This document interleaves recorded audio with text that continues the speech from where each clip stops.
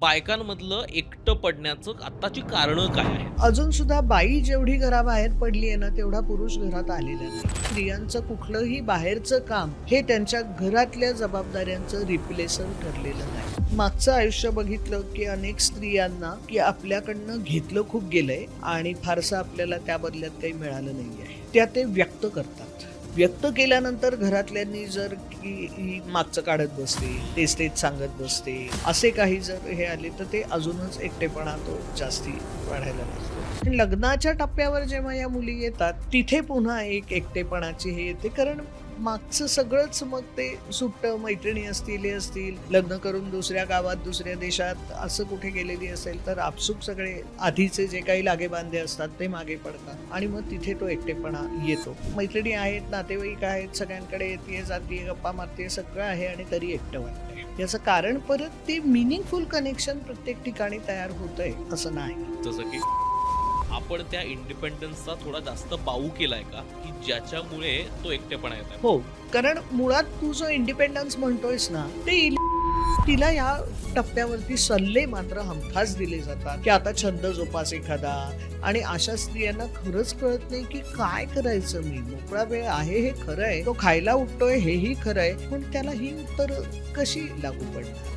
काय परिणाम होतो या वेगवेगळ्या टप्प्यात जर ते एकटेपण राहिलं तर? हे स्त्रियांच्या एकटेपणाचा पोतच वेगळा आहे. मग ती कधी मुलांच्या आयुष्यात अधिक हस्तक्षेप करत राहते, ते रोज फोन करावेत अशी काहीतरी अपेक्षा करत राहते, मग मुलांना ते नकोसं वाटतं, नवरा त्याच्या कामामध्ये बिझी असतो. तर हे ओळखायचं कसं की मी एकटी पडतीये किंवा मला एकटं वाटतंय? मग मागचं काहीतरी मी हे बोलले असते तर काय झालं असतं, किंवा एखाद्या सोशल ह्याच्यात जाऊन आल्यावरती पुन्हा त्याचाच विचार करत राहतात. मी हे करायला पाहिजे होतं का, ते करायला पाहिजे होतं का, हे म्हणायला पाहिजे होतं का, असं म्हणलं असतं तर काय झालं असतं. असे काही जेव्हा घडायला लागतं तर मात्र ओळखावं की आपल्याला लोनलीनेसने गाठलेलं आहे आणि तो सतत आपल्या बरोबर आहे. एकटे असण्याची क्षमता तुमची निर्माण होत नाही तोपर्यंत तुम्ही माणसं जोडण्यासाठी अजून तयारच झालेला नाही.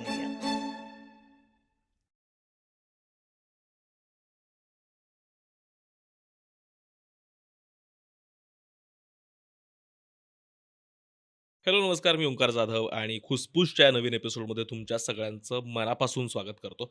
8 मार्चला आपण जागतिक महिला दिवस साजरा करतो जगभरात आणि अर्थात वेगवेगळ्या विषयांवरती महिलांसंदर्भातले विषय आपण पुन्हा एकदा चर्चेला आणतो. त्याच निमित्तानं खरं तर तितकाच गहन असलेला, तितकाच महत्त्वाचा असलेला विषय आज आपण चर्चेला आणणार आहोत. आपण आज बोलणार आहोत बायका आणि एकटेपणा अर्थात लोनलीनेसबद्दल. आपल्यासोबत आहेत डॉक्टर शिरीषा साठे. शिरीषा साठे खूप दिवसांनी आज अमुक-तमुकवर दिसतायत, तर बहुतेक लोकसुद्धा थोडे त्यांना बरं वाटलं असेल, जसं मलाही वाटतंय. मलाही वाटतंय.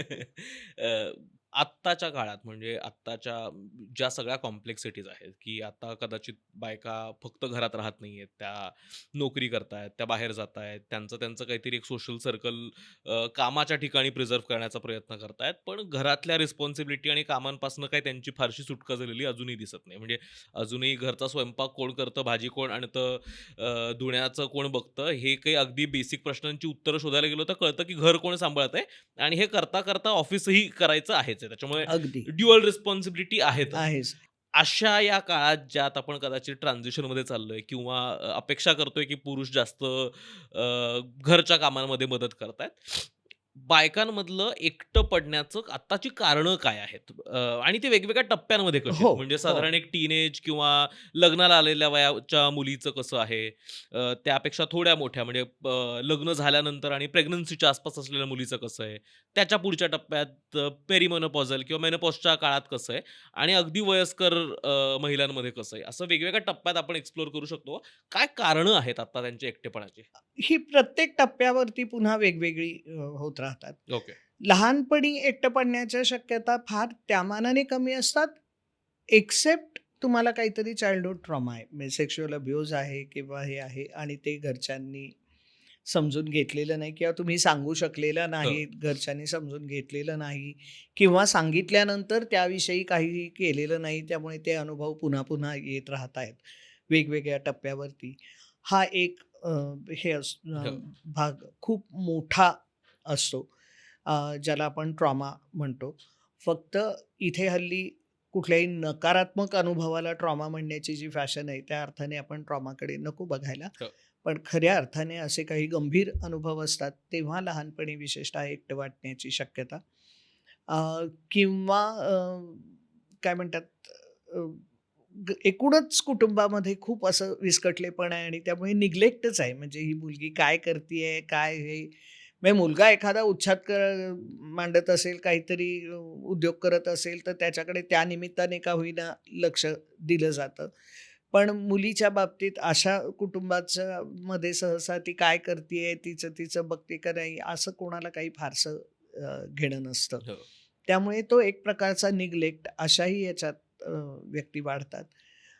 हा मुद्दा एकटेपणाचा लहानपणामध्ये खूप जास्ती असतो. आणि तिथे मात्र त्याचे परिणाम मोठं झाल्यानंतरच्या आयुष्यात पण हं. खूप गंभीर अर्थाने पण होतात, जिथे मदतीची गरज असते. नंतरचा जो टप्पा आहे मग आपण टीनेजर्स किंवा हे म्हणू, इथे पुन्हा बॉडी इमेज हा एक खूप हं. मोठा भाग एकटेपणा वाटण्यामध्ये आहे. मग एखादं व्यंग असणं किंवा ओबेज असणं, लठ्ठ असणं किंवा फारच बारीक असणं किंवा काहीतरी स्वतःच्या दिसण्यामधलं काहीतरी स्वतःला न आवडणं. हो. कारण आता स्त्री शरीर कसं असावं आणि ते कसं दिसलं पाहिजे ह्याचे पुन्हा जे काही निकष सगळे मीडियाने ठरवलेले आहेत, त्या निकषांमध्ये आपण बसलं नाही, तर मग स्वतःविषयीच एक कमीपणाची भावना वाढणं, त्यातनं स्वतःच सोशली स्वतःला आयसोलेट करून घेणं, म्हणजे हं. फारसं न मिसळणं. मग त्यातनं ती स्किल्सही मिळत नाहीत, कारण कुठलीही कौशल्य म्हटली, की ती रिअल लाईफ एक्सपिरियन्स शिवाय मिळणारा भागच नाहीये. हो. मग ते अनुभवच मी घेतले नाहीत, तर ते कौशल्य पण मला येणार नाही. मग अजूनच ते त्या अनुभवाला सामोरं जाण्यामध्ये एक काय म्हणतात अडचणच येते. भीतीच मग ते वाटते. नकोसं वाटतं. मग हळू ती भीती वाटायला लागते आणि मग ते कौशल्य येण्याच्या शक्यता अजून कमी होत जातात आणि मग तो जो एकटेपणा आहे, तो ज्याला आपण क्रॉनिक दीर्घकाळ चालणारा एकटेपणा असू शकतो. किंवा दुसरं अशा प्रकारचं काहीतरी वेगळेपण, शारीरिक वेगळेपण किंवा इतर काही गोष्टी असतील, तर ह्याच सगळ्या इम्पॅक्टमुळे इतरांनी ह्या व्यक्तीला टार्गेट केलं जाण्याचं, बुली केलं जाण्याचं पण त्या हो. मुलीला शक्यता खूप अ, जास्ती असते आणि त्याचा इम्पॅक्ट मात्र खूप जास्ती होतो आणि मग ती पण परत पुढच्या संपूर्ण आयुष्याच्या एकटेपणाची कदाचित कारण त्याची भीती वाटते. अशा कुठल्याही अनुभवाला सामोरं जाण्याची आणि त्यावेळेला मग योग्य ती मदत मिळाली नाही घरून किंवा इतर कुठूनही, हो. तर मग तो एकटेपणा आयुष्यभर एका वेगवेगळ्या पद्धतीने तो चालू राहतो आणि मॅनिफेस्ट होत राहतो. नंतरचा जो लग्नाचा टप्पा आहे ना, तो पुन्हा आपल्याकडे खूप विशेष आहे. म्हणजे लग्नापर्यंत ना अजूनही आई-वडील मुलींना वाढवताना असं म्हणतात, की आम्ही काही फार भेदभाव नाही करत. आणि हो, म्हणजे तिला हवंय ते करू देत, तिला जायचं तिथे जाऊ देत वगैरे, वगैरे आणि काही थोडीफार बंधनं काही घरांमधनं असतात. ती सोडली तर बाकी काही. पण लग्नाच्या टप्प्यावर जेव्हा या मुली येतात, तेव्हा सगळे जण त्या स्टिरियोटिपिकल ह्याच्यात जातात आणि मग तो माइंडसेट सगळ्यांचाच हां, अगदी त्या मुलीसकट.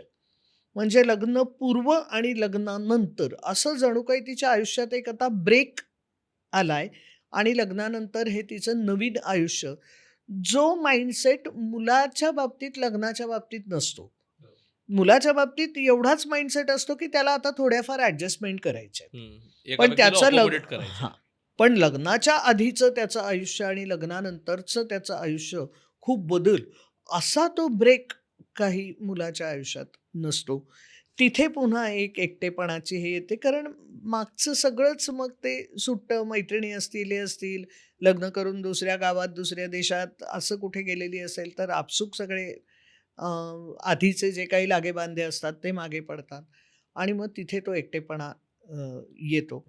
आणि मग ती काही रिच्युअल्स पण ना पूर्वी असायची. अर्थात आता परत ते लग्न समारंभ करायचे म्हणून त्याच्यात ती रिच्युअल्स परत येतात. हो. म्हणजे मग ते किल्ली मागे अ, टाकणे, उंबऱ्यातनं बाहेर पडताना वगैरे असे हं. काही काही बंगाली ह्याच्यामध्ये किंवा फिल्म्समध्ये हो. वगैरे पण ती दाखवलेली आहेत. पण त्या सगळ्यातनं एक मेसेज असाच होता, की "बाई गं, आता ह्या मागचा धागा तुझा सुटला. तो तुटला आता. आता जे आहे ते पुढे तुझं ह्याच घरात आणि इथून पुढचं तुझं आयुष्य वेगळं असणार आहे."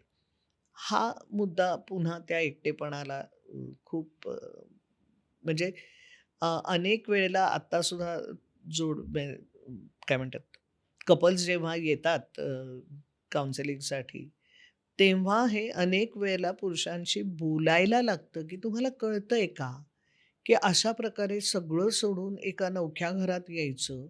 जी माणसं कधीही आपल्या आयुष्याचा भाग नव्हती, त्यांना आपलं मानून जगायला लागायचं.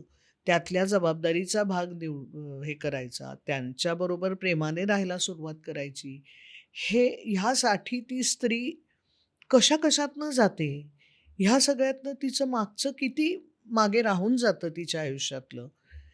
सो हा भाग जो आहे ना, ह्याविषयी आजही बऱ्यापैकी इन्सेन्सिटिव्हिटी आहे. हाही एक एकटेपणाचा मुद्दा आहे. अ, दुसरा त्याच्यानंतरचा जो टप्पा येतो ते म्हणजे मूल झाल्यानंतर तर काय स्त्रियांना येणारा एकटेपणा हा हो. तर खूपच मोठा म्हणजे विशेषतः बाळ तान्हं असताना. कारण नवऱ्याच्या रुटीनमध्ये खूप फरक पडलेला असतो असं नाही. म्हणजे असा खूप कंटाळा आला आणि घर म्हणजे त्याचं ऑफिस आणि घर आणि ते तान्हं बाळ वगैरे तर तो एखाद्या वीकेंडला म्हणूच शकतो, सहजच म्हणू शकतो, की मी जरा मित्रांबरोबर जातो आज. भेटो त्यांना म्हणून. पण तसं त्या बाळंतिणीला मात्र म्हणता येत नाही. कारण मग त्या फीडिंगपासून इतके मुद्दे हो. असतात. त्यामुळे तो तर काळ अनेक वेळेला स्त्रियांना अ, एकटेपणा वाटणारा आणि पोस्टपार्टम डिप्रेशनमधला तो एक खूप महत्त्वाचा कॉन्ट्रिब्युटिंग फॅक्टर आहे. त्याच्यानंतरचा जो टप्पा आपण साधारणपणे मिडलाईफ म्हटलं ना, तर तिथे एक गडबड अशी होते तू म्हणलास तसं, की अजूनपर्यंत ना स्त्रियांचं कुठलंही बाहेरचं काम हे त्यांच्या घरातल्या जबाबदाऱ्यांचं रिप्लेसर ठरलेलं नाही. हो. किंवा अजून सुद्धा बाई जेवढी घराबाहेर पडली आहे ना, तेवढा पुरुष घरात आलेला नाही. हे आजचं सत्य आहे. अर्थात पुन्हा ह्याला प्रसंग म्हणजे ह्या सगळ्याला अपवाद असतीलच म्हणजे माझं असं काही म्हणणं नाही. परंतु सर्वसाधारणपणे जे चित्र आहे आणि जी मानसिकता आहे त्याच्यामध्ये स्त्रियांची आणि मुलींची मानसिकता तशीच आहे. असं नाही मी म्हणत की त्यांच्यावर लादलं जातंय. पण त्यांचंही स्वतःकडे बघण्याचा दृष्टिकोन तसाच आहे. आणि दुसरा भाग त्यातला ना, की ती जर समजा गृहिणी असेल, म्हणजे नवरा करिअरिस्ट असेल, तरीसुद्धा ती स्त्रीच एकटी पडते. कारण त्याचं करिअर आता पीकला असतं आणि स्त्री करिअरिस्ट असेल, तरीसुद्धा ती एकटीच पडते. कारण ह्या सगळ्या जबाबदाऱ्यांसाठी जो वेळ दिला जातो, तो वेळ पुन्हा तिच्या व्यक्तिगत नात्यांमधला काढला जातो. त्यामुळे दोन्हीपैकी ती करिअरिस्ट असो किंवा नवरा करिअरिस्ट असो, काही असो, एकटी स्त्रीच पडते त्या सगळ्यामध्ये. हा एक मोठा भाग त्याच्यामध्ये हं, येतो. हं. आणि मग नंतरचा जो भाग येतो तो मेनोपॉझल, पेरिमेनोपॉझल हा जो सगळा तू टप्पा म्हणलास. तिथे हे मुद्दे अनेक कारणांनी येतात. म्हणजे एक काय म्हणतात, जो त्यातला भाग आहे ना, थोडासा की एकटेपणा हा फक्त भावनिक अनुभव नाहीये बरं का, हा बायोलॉजिकल पण आहे.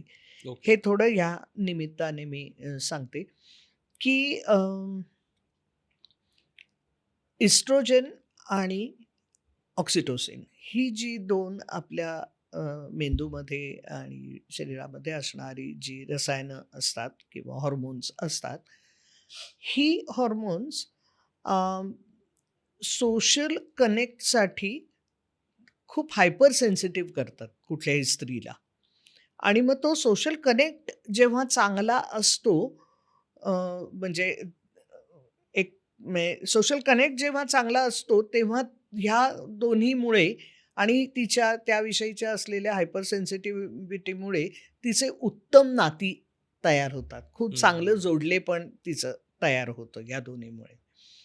पण ह्याचाच जेव्हा अभाव असतो म्हणजे आजूबाजूला माणसं नाहीत किंवा एकटी आहे ह्या इतर सगळ्या कारणांमुळे एकटी पडली आहे. त्यावेळेला मात्र ही जी हायपर सेन्सिटिव्हिटी आहे, ऑक्सिटोसिन आणि इस्ट्रोजनमुळे असलेली, त्याचं रूपांतर ताणात होतं. ओह!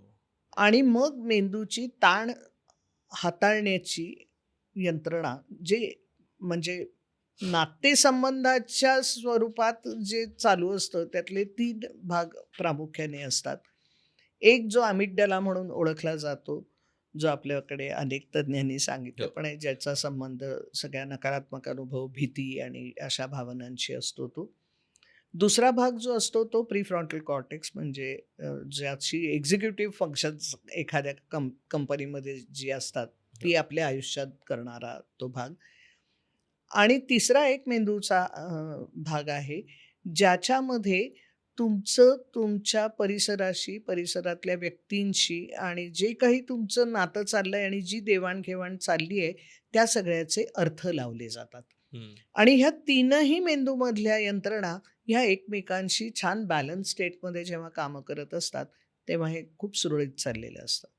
पण जेव्हा हा एकटेपणा असतो, तिथे हा बॅलन्स बिघडतो आणि मग ह्या सगळ्याचे अर्थ लावण्याची जी प्रक्रिया आहे, तीच म्हणजे गडबडते. हं. म्हणजे तुम्हाला काही कोणी इथे रिजेक्ट करत नाहीये किंवा तुम्ही कोणालाही नकोसे झाले नाही आहात. पण अनेक अनुभवांचा अर्थ लावला जातो, की मी कोणाला तरी नकोशी झाली नकोय. आहे. हं.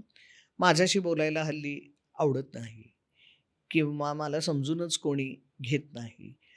असं जे सुरू होतं अं, की माझ्याकडे कोणी लक्षच दिलं नाही. मी आता त्याच्यात हेतुपूर्वक काहीही नसतं हं. किंवा असं खरं तर झालेलंही नसेल कदाचित.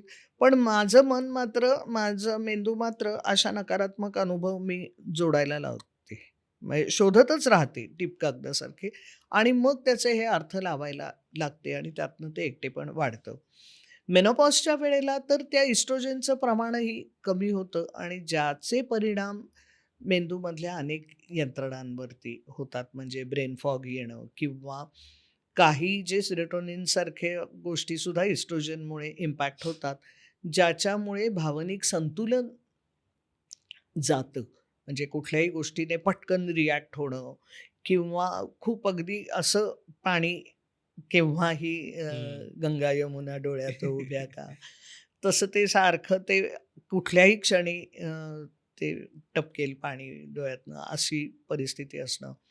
असे जे गोष्टी होत राहतात, त्याला कारण ब्रेनमध्ये हे इस्ट्रोजन कमी झाल्यामुळे होणारे जे काही इम्पॅक्ट आहेत, त्या गोष्टी असतात.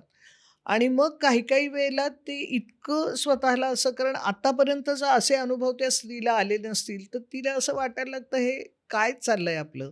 आणि मग हे कुठेही उघडकीला येऊ नये किंवा असं आपण लोकांमध्ये जाऊन पटकन रडूच आलंय आणि किंवा पटकन आपण कुठल्याही कारणाने चिडलोय, असं आपलं होऊ नये ह्यासाठी ती काही वेळेला स्वतःला विथड्रॉ पण करते. किंवा सेरोटोनिन किंवा डोपामाइन ह्या सगळ्यामध्ये इस्ट्रोजन कमी झाल्यामुळे जो परिणाम होतो, त्यामुळे ज्याला अनहेडोनिया म्हणतात, म्हणजे माझी आनंद घेण्याची क्षमता कमी होणे. हं. आणि मग त्यामुळे सगळ्या गोष्टी नीरस वाटणे, नकोसं वाटणं आणि मग त्यामुळे सुद्धा उत्साहाने कुठेतरी जाईन, 4 गोष्टी करीन, भेटीन, हे पण होत नाही आणि त्यातनं खरोखरी तो पुन्हा एकटेपणा वाटायला येतो. बापरे! याला सगळ्याला बायोलॉजिकल कारण आहे. बायोलॉजिकल एकटेपणा आणि म्हणजे दोन्ही ह्याने म्हणजे एस्ट्रोजन आणि ऑक्सिटोसिन हा स्त्रियांच्या बाबतीत विशेष म्हटलं तसं की एक उत्क्रांतीचा भाग, एक ह्या बायोलॉजीचा भाग आणि तिसरा जो महत्त्वाचा भाग आहे तो म्हणजे ट्रॉमा मधला जो हो. आहे की ज्याचे इम्पॅक्ट येत राहतात. कारण मी मगाशी अगदी ओझरतं वाक्य म्हटलं, पण प्रत्येक नकारात्मक अनुभव हा ट्रॉमा नाही आहे. ट्रॉमाचा संबंध त्या अनुभवाच्या मॅग्निट्यूडशी आहे, हं. की किती गंभीर किंवा छोटे पण गंभीर आणि सातत्याने येत राहणारे अनुभव, असा हं. सगळा मिळून पण एक ट्रॉमा असतो. म्हणजे अशी एक घटना घडली असं नाही, पण गंभीर आणि नाकारलं जाण्याच्या किंवा अब्यूज होण्याच्या अशा छोट्या-छोट्या घटनासुद्धा सातत्याने घडणं, निग्लेक्टच्या घटना सातत्याने घडणं, की दुर्लक्ष केलं जातंय, असं आल्यानंतर सुद्धा हे सगळे परिणाम होतात. सो येस, त्याच्यामागे बायोलॉजिकल पण कारणं आहेत आणि मेनोपॉजच्या वेळेला तर ते इस्ट्रोजन खाली आल्यामुळे पुन्हा ती स्त्री एकटी पडते. दुसरं त्यावेळेला ते वय असं असतं, की बहुतेक वेळेला ना मुलं आपापल्या करिअरच्या निमित्ताने म्हणजे ज्याला एम्प्टी नेस्ट हो. म्हणतात, तर हे सगळं ऑलरेडी व्हल्नरेबिलिटी आली आहे. हा कमकुवतपणा ऑलरेडी आला आहे. बायोलॉजिकली पण आला आहे. स्त्री म्हणून पण आला आहे. आणि अशा वेळेला मुलं घराचा उंबरा ओलांडून त्यांच्या भविष्यासाठी जातात. तेव्हा ते एम्प्टीनेस सिंड्रोम जो आहे, तो बायकांना जास्ती भेडसावतो पुरुषांपेक्षा. विशेषतः ती जर गृहिणी असेल आणि तिचं सगळं विश्व तेवढ्यापुरतंच जर सामावलेलं असेल, तर तिला तर ते जास्ती कारण तिचा जो रोल आहे आईपणाचा, तो श्रिंक झालाय हो. किंवा तो इरोड झालाय आता. आता हं. त्या तिच्या आईपणाच्या भूमिकेला फार काही उरलेलंच नाहीये. म्हणजे ती भूमिकाच आता अशी आकसली गेली आहे आणि त्याच्याकडनं फारशा आता अपेक्षा पण नाहीयेत कारण मूल स्वतंत्र झालंय. आणि थोडंफार आपल्याकडची अजूनही जी कुटुंबाची पद्धत आहे आणि जी पितृसत्ताक सुद्धा त्याचे हे तर अजूनही आपल्याकडे आहेच आहेत, नाकारण्याचं कारण नाही. तर त्याच्यामध्ये ना तिचं स्व आणि तिच्या भूमिका ह्याचा इतका ओव्हरलॅप स्त्रियाही करून घेतात, की जणू काही त्या भूमिका म्हणजे मी. आणि हं. मग अचानक ती पत्नी म्हणून भूमिका श्रिंक होते. कारण नवऱ्याचा करिअरचाही तो पीक आहे, हे आहे, मुलं आपापल्या मार्गाला लागतात. सो सगळ्याच अर्थाने तिच्या भूमिका हळू आकसायला लागतात आणि मग तिला कळत नाही, की काय करायचं? म्हणजे तो स्व आता असा उघडा पडल्यासारखा हो. होतो कारण या भूमिका ज्या एकमेकांवर इतक्या ओव्हरलॅपिंग होतात, त्या आकसल्यामुळे तो स्व लिटरली असा उघडा पडल्यासारखा होतो. आणि मग अशा वेळेला तिला जे सल्ले दिले जातात ना, त्याने पण एक खूप एकटेपणा वाटतो, की अरे मला समजून घेण्याच्या ऐवजी मला मग मी आता कसं बाहेर पडलं पाहिजे. म्हणजे आता मी जर आयुष्य माझं ह्या सगळ्यामध्ये माझं जग मानलं, तर ही कौशल्यच माझ्याकडे नाहीयेत.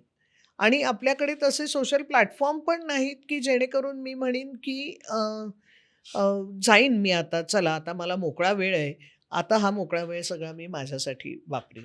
त्यामुळे असा मोकळा वेळ असलेली गृहिणी पण लगेच काहीतरी करायला जाईल आणि तिला या टप्प्यावरती सल्ले मात्र हमखास दिले जातात, की आता छंद जोपास एखादा, आता तुझं तू काही शोधून काढ.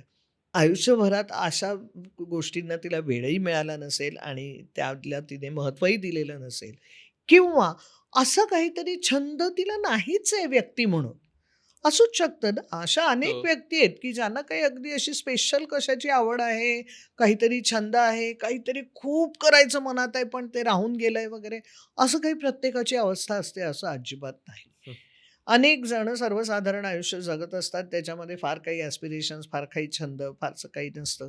पण ह्या टप्प्यावर मात्र तिला अशा सूचनांचा भडीमार केला जातो आणि अशा स्त्रियांना खरंच कळत नाही, की काय करायचं मी? मोकळा वेळ आहे हे खरं आहे. तो खायला उठतोय हेही खरं आहे. I am neither needed nor wanted म्हणजे माझी कोणाला आता गरज उरली नाहीये किंवा मी आता कोणाला हवीशी पण वाटत नाहीये. तोही एक मेनोपॉजचा एक भाग असतोच, हो. की ते स्त्रीत्व हे होत आल्याची एक भावना आणि त्यामुळे आता आपण कोणाला हवेसे वाटू का नाही हाही एक त्यातला भाग असतोच असतो. परंतु नायदर नीडेड नॉर वॉन्टेड असं सगळं आहे आणि त्यातनं तो एकटेपणा घेरून राहिलाय. पण त्याला ही उत्तरं कशी लागू पडणार? कसं मी आत्तापर्यंत मी असा कधी काही विचारही केलेला नाही. तर मी कुठे उठणार? कुठे जाणार? हं. कशी नाती जोडणार? काय करणार?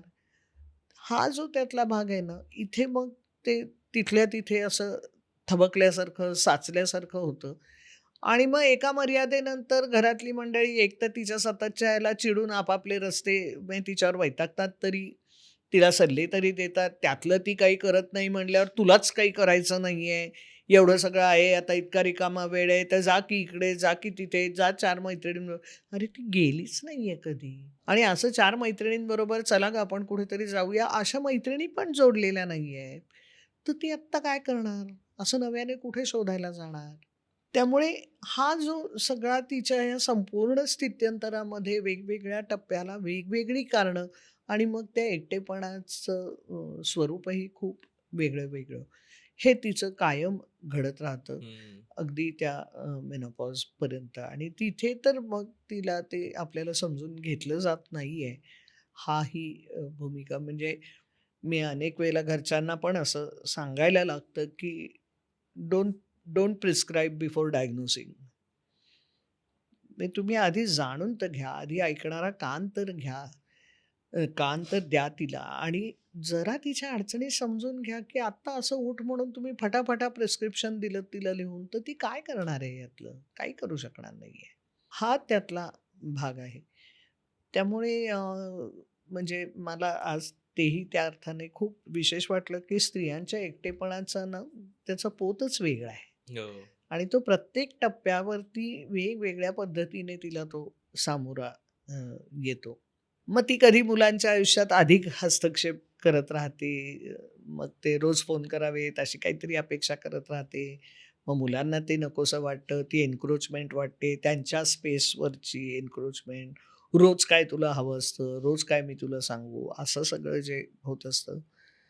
नवरा त्याच्या कामामध्ये बिझी असतो. ही ही नोकरी करत असली तरीसुद्धा मग तिला हा अनुभव परत येतोच, की आल्यानंतर बोलायला कोणी नाही. कसा दिवस गेला तुझा? हे विचारायला कोणी नाही.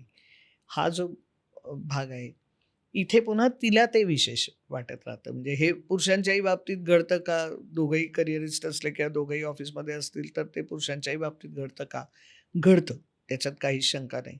परंतु ह्या रोजच्या घडणाऱ्या गोष्टींसाठी स्त्रीचा मेंदूची जडणघडण जशी आहे हो. आणि तिचं कंडिशनिंग आणि तिचं संपूर्ण आयुष्यातली स्थित्यंतरं जशी आहेत ना, तशी ती पुरुषांच्या बाबत नसतात.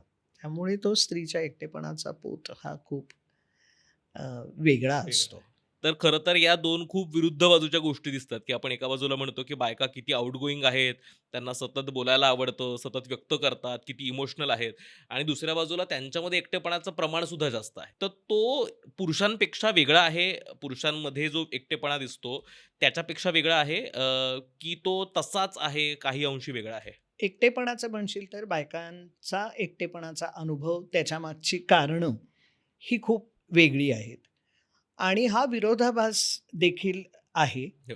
याचं कारण एक आपण समजून घेऊया, की एकटेपणा जो आहे ना, मग एकटेपणा वाटणं हं. म्हणजे हे आपण ह्याच्या आधी पण बोललो आहोत, की एकटं असणं ही स्थिती आहे. म्हणजे इट्स अ स्टेट.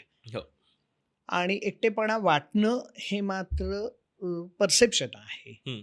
आणि त्याच्यामध्ये असं आहे, की मला कोणाबरोबर तरी असावंसं वाटतंय किंवा कोणी माझ्याबरोबर असावं असं वाटतंय आणि कोणी नाहीये. हं. ह्याला एकटेपणा वाटणं असं म्हणतात. नाहीतर एकटं असणं आणि मग त्यातलं सॉलिट्यूड किंवा हो. ज्याला एकांत म्हणतो, हा भाग अगदी वेगळा. म्हणजे आत्ताच्या काळामध्ये सुद्धा आपण जर बघितलं, तर आपल्याला लक्षात येईल, की मेल मॅच्युरिटी म्हणजे एखादा मुलगा मॅच्युअर्ड झाला आणि एखादी मुलगी मॅच्युअर्ड झाली, ह्याचे निकषसुद्धा आता वेगळे आहेत. हं. मुलाला मॅच्युअर्ड तेव्हा म्हणतात, जेव्हा तो स्वतंत्रपणे काही निर्णय घेतो, मोठे डिसिजन घेतो. ते आपली आपण अंमलात आणण्यासाठी प्रयत्न करतो, धडाडीने 4 ठिकाणी जातो. हो. पण मुलीची मॅच्युरिटी मात्र मोजताना आजही ती सर्वांना कशी धरून आहे, सगळ्या कुटुंबांची, तिचे कुटुंबातल्या लोकांशी किंवा कसे चांगले संबंध आहेत, किती मिळून मिसळून राहते, ह्या सगळ्यावरती तिच्या मॅच्युरिटीचे निकष आहेत. हो. हं. हा एक दुसरा भाग. तिसरा भाग असा, की एकटेपणाची जाणीव ह्याला एक ज्याला म्हणतो ना, की अडॅप्टिव्ह व्हॅल्यू आहे. अडॅप्टिव्ह व्हॅल्यू म्हणजे जुळवून घेण्यासाठीचा एक त्याच्यामधलं पोटेन्शियल आहे. हं. कारण मला एकटेपणाची जाणीव झाल्याशिवाय आणि मी एकटी आहे असं वाटल्याचं वाईट वाटल्याशिवाय मी तो घालवायला काही प्रयत्नच नाही करणार. हो. हं. त्यामुळे तू जे सुरुवातीला म्हटलास, की बायका खूप बोलक्या असतात, बोलतात खूप, एक्सप्रेस करतात स्वतःला, स्वतःची इमोशन्स पण हे करतात आणि तर त्यामुळे खरं तर त्यांचा गोतावळा खूप हो. मित्रमैत्रिणींचा मोठा असतो. त्या बोलू शकतात आणि मग तरी एकटेपणा वाटतो. तर त्यातलं त्या ज्या बोलू शकतात आणि त्या अर्थाने त्या जोडण्याचा प्रयत्न करतात, ह्याचं कारण त्यांचा मेंदू या सोशल कनेक्शनसाठी हायपर सेन्सिटिव्ह आहे. ओह! आणि त्यामुळे त्यांना आपोआप ते करण्यासाठीचं जे मोटिव्हेशन लागतं, ते हं. त्यांच्यामध्ये आपोआप त्यातनं निर्माण होतं आणि त्यामुळे त्या प्रयत्न करतात आणि त्यामुळे त्या जोडलेल्या राहतात. हं. हं. आता दुसरा भाग म्हणजे त्यामुळे तू जे पहिलं वाक्य म्हटलंस, की त्या तशा दिसतात आणि खरंचच किती बोलतात, किती एकमेकांशी जोडून राहतात. तर हो, त्याचं कारण हे आहे. पण दुसऱ्या बाजूला एकटेपणा वाटतो, ह्याचं कारण परत असं आहे, की ते जे कनेक्शन आहे, जे आत्ताच्या ह्या कॉम्प्लेक्स जगामध्ये म्हणजे पूर्वी ते मूल वाढवणं आणि त्या वाढवण्यासाठी सुरक्षित वातावरण असणं आणि हो. त्याच्यात एकमेकांशी कोऑपरेट करणं, ह्याच्या पलीकडे त्या जोडलेपणाला फार काही डायमेन्शन्स नव्हते. म्हणजे त्याला काही फार हं. मोठ्या इतर पैलू नव्हते. पण आत्ताच्या जगामध्ये ह्या ह्या गरजा तशा राहिलेल्या नाहीयेत.